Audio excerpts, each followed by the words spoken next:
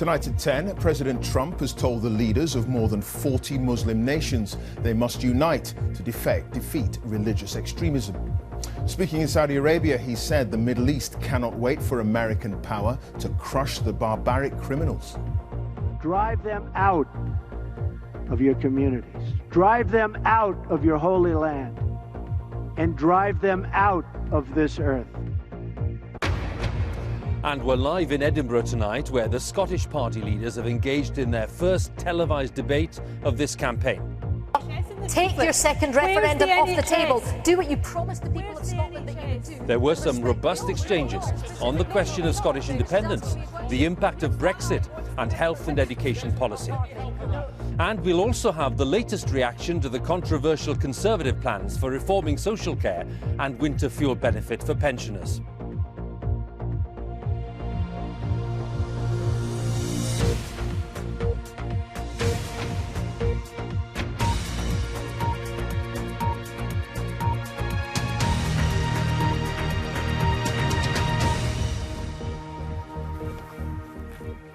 Good evening. President Trump has told the leaders of more than 40 Muslim nations they must join forces to defeat religious extremism. He also said Arab leaders had a responsibility to tackle violence in their own countries. Speaking in Saudi Arabia on the second day of his tour of the Middle East and Europe, he said extremists must find no sanctuary, and he accused Iran of representing the tip of the spear of terrorism, helping to fuel sectarian conflict. Our North America editor John Sopel is travelling with the president. The president has been on a deep immersion into Middle East politics today, and a charm offensive, meeting a host of Arab and Gulf leaders from across the region. And one central geopolitical subject, the fight against Islamist extremism, and how to make good on his pledge to destroy so-called Islamic State. But after the trenchant, and some would say Islamophobic language of the Trump election campaign, the president chose a much more moderate tone today. We are not here to lecture. We are not here to tell other people how to live, what to do, who to be, or how to worship. Instead, we are here to offer partnership based on shared interests and values. And he framed the choice that Arab leaders faced like this. This is not a battle between different faiths, different sects, or different civilizations. This is a battle between barbaric criminals who seek to obliterate human life and decent people, all in the name of religion. This is a battle between good and evil. And he said that if terrorism was to be defeated, it was up to the people in that room to do more. A better future is only possible if your nations drive out the terrorists and drive out the extremists. Drive them out. Drive them out of your places of worship. Drive them out of your communities. Drive them out of your holy land. And drive them out of this earth. This speech was a far cry from the language that Donald Trump and his allies used during the campaign. No more talk that Islam hates us. No more mention of this being a clash of civilizations. And the one phrase that he chided Hillary Clinton and Barack Obama for not using, radical Islamic terrorism, was not even mentioned. That was then. Donald J. Trump is calling for a total and complete shutdown of Muslims entering the United States. How radical Islam is coming to our shores. We have a radical Islamic terrorism problem, folks. And this is now. Donald Trump has made a lot of friends with this visit and this speech, a more inclusive tone, a pledge of American help, combined with a strong attack on Iran, exactly what his Saudi hosts were hoping for. And this is what President Trump wants to see more of, the new global centre for combating extremist ideology that the Saudis have built, and the clear message, this is a worldwide problem and requires a worldwide solution. John Sopel, BBC News, Riyadh. Well, our security correspondent Frank Gardner is in the Saudi capital Riyadh for us tonight. Frank, the leaders in that hall there, they listened intently to the president's words. But what do you think many of their subjects and citizens made of Mr. Trump's speech?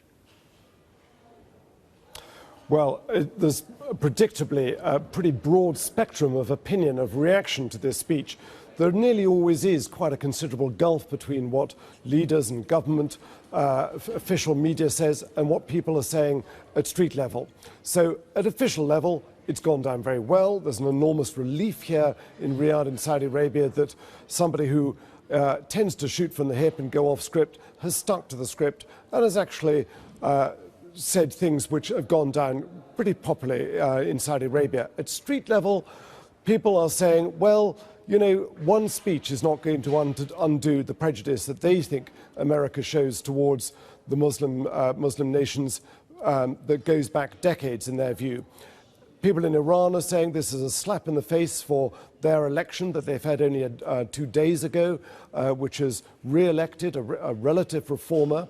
People in some other countries have pointed to the fact that Saudi Arabia has been supporting some fairly extreme groups, or money has ended up in extreme hands in Syria.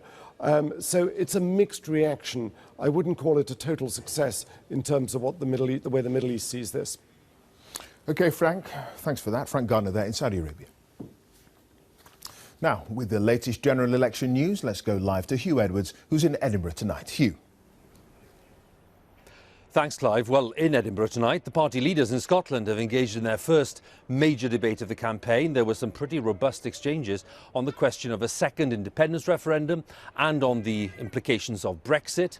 They also touched on some of the welfare reforms that the Conservatives are proposing at Westminster. We'll have more on the debate in just a moment. But first, the latest on those controversial Conservative plans for reforming social care in England and the winter fuel benefit for pensioners. Our political correspondent, Alex Forsyth, has the latest. In elections, manifestos are key, a pitch to voters.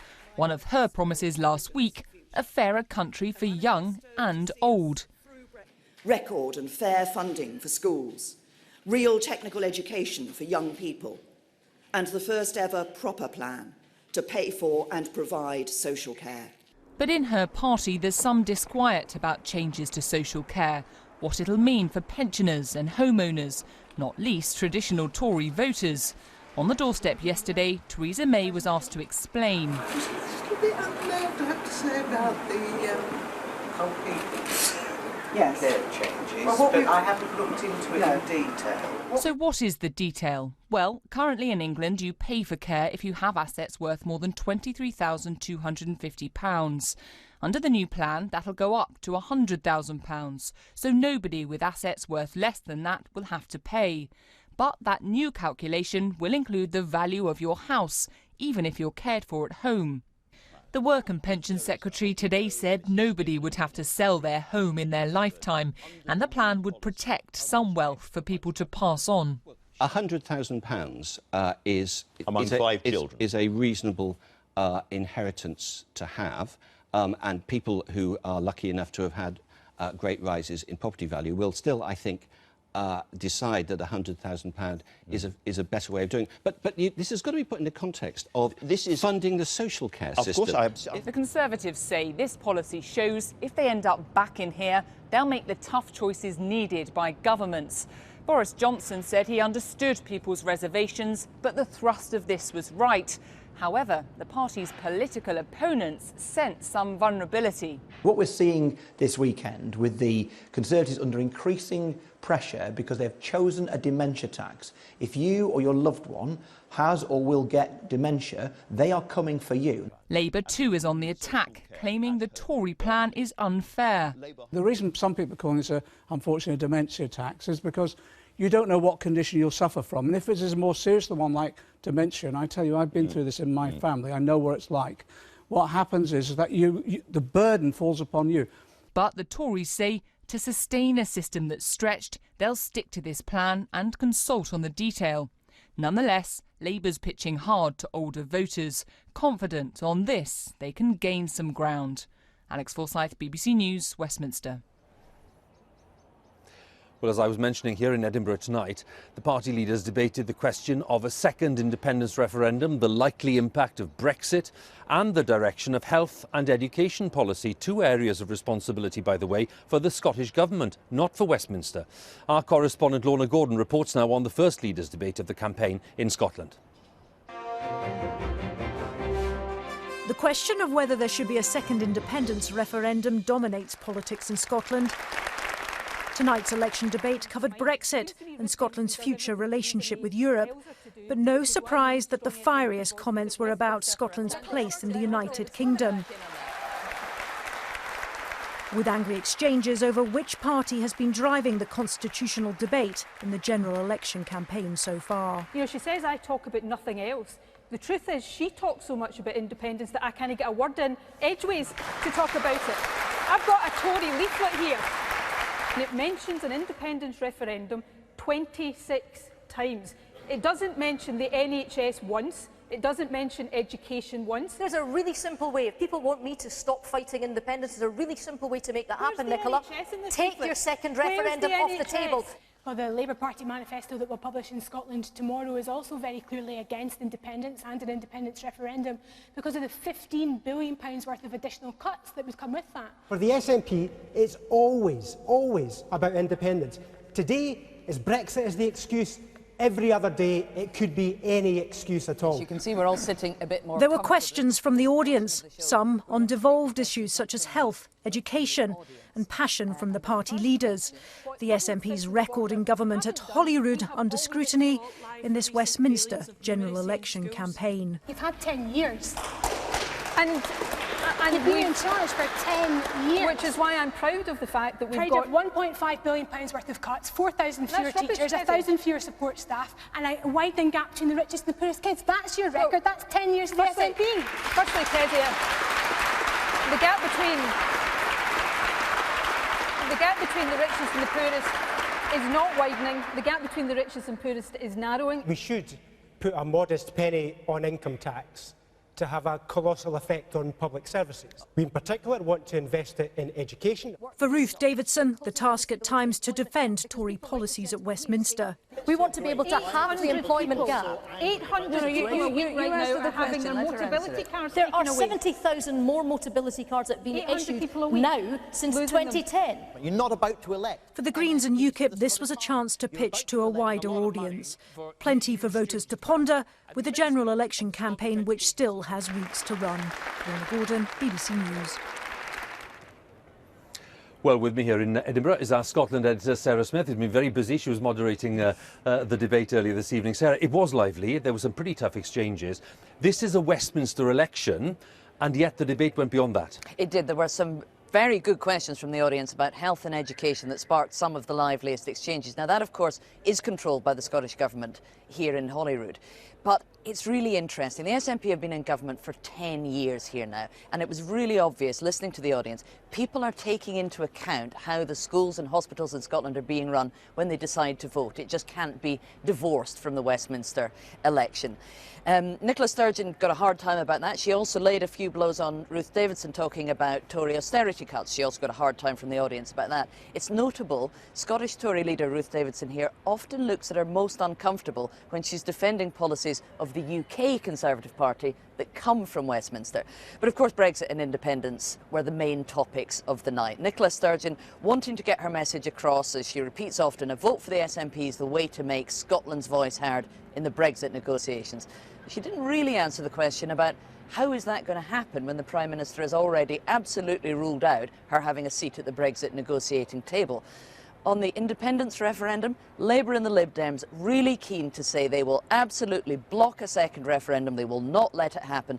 They're worried the Tories have portrayed themselves as the party that will do the most to protect the UK. They wanted to get in there and say they will absolutely block any second referendum as well. Sarah, once again, thanks very much. Sarah Smith for us there, our Scotland editor. Now, one of the issues tackled in several of the party manifestos is the level of household debt, because consumer borrowing is approaching levels that we haven't seen for a decade, with almost 3 million people struggling with severe debt across the UK. Now, as part of our Reality Check series, the key issues in the run-up to the election, Steph McGovern is asking, how much do we owe?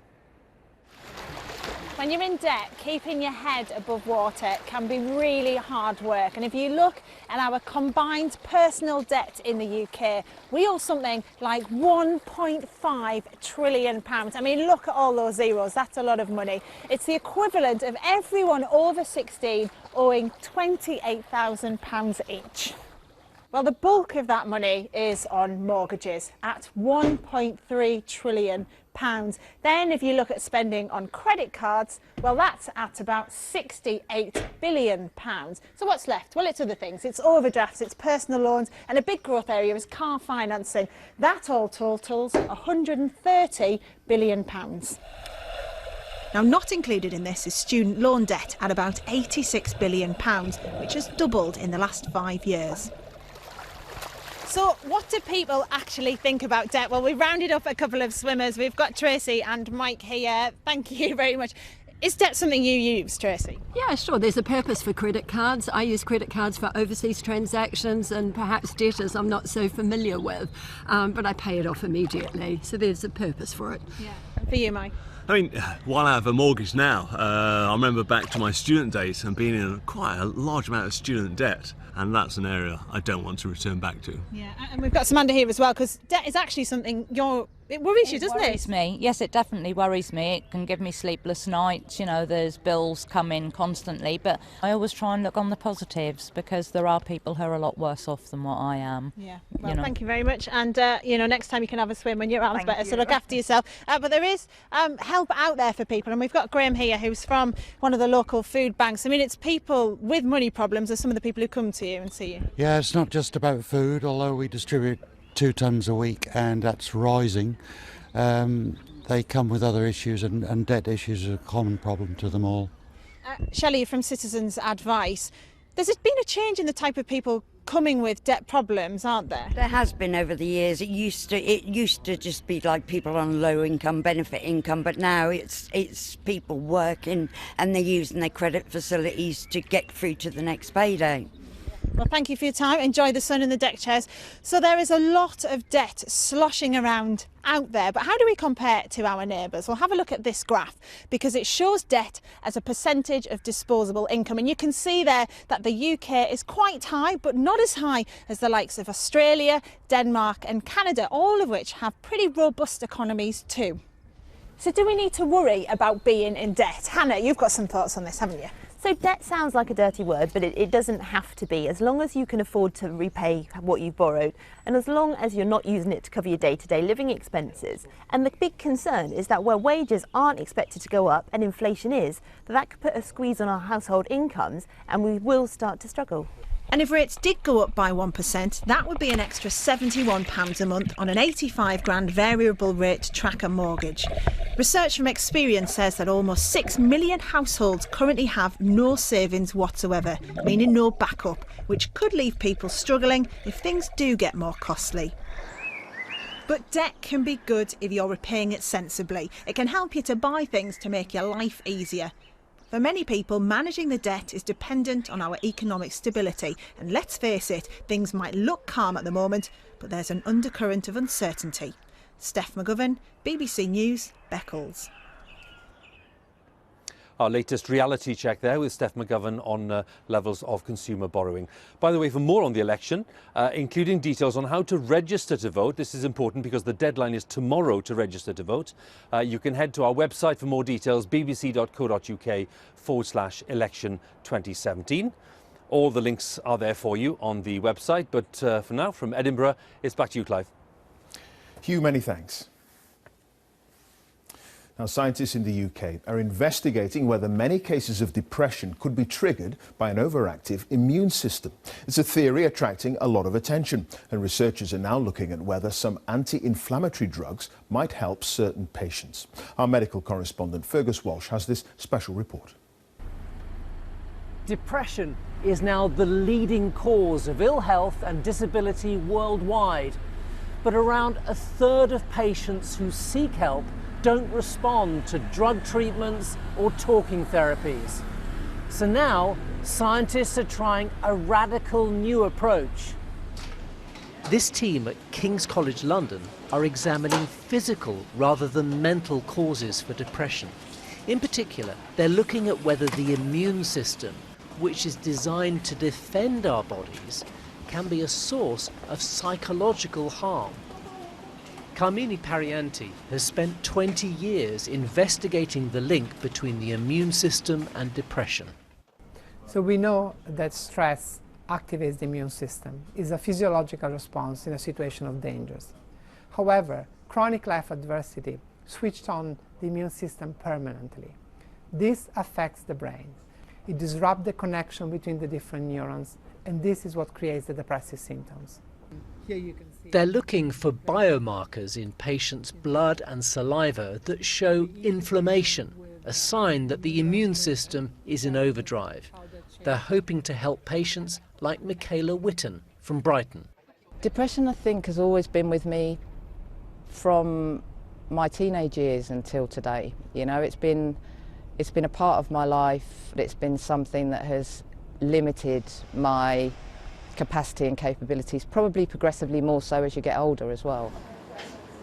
Michaela has given tissue samples and is being scanned to see whether her immune system has caused inflammation in her brain. It's part of a Wellcome Trust-funded trial led by Ed Bullmore. He says drugs used for conditions like rheumatoid arthritis could be repurposed. If we can identify the biomarkers that will allow us to predict which patients with depression are most likely to respond to anti-inflammatory drugs, the good news is that there are a lot of anti-inflammatory drugs already available that might turn out to be effective antidepressants. There are several trials underway testing anti-inflammatory drugs for depression. For Michaela, finding a cause which is not in the mind would help change public perception. To be able to say that there are physical causes for depression or other mental health issues, this is immense. It's a massive turnaround, and will definitely go towards combating some of the stigma that we have here around mental health issues. Our medical correspondent Fergus Walsh reporting there.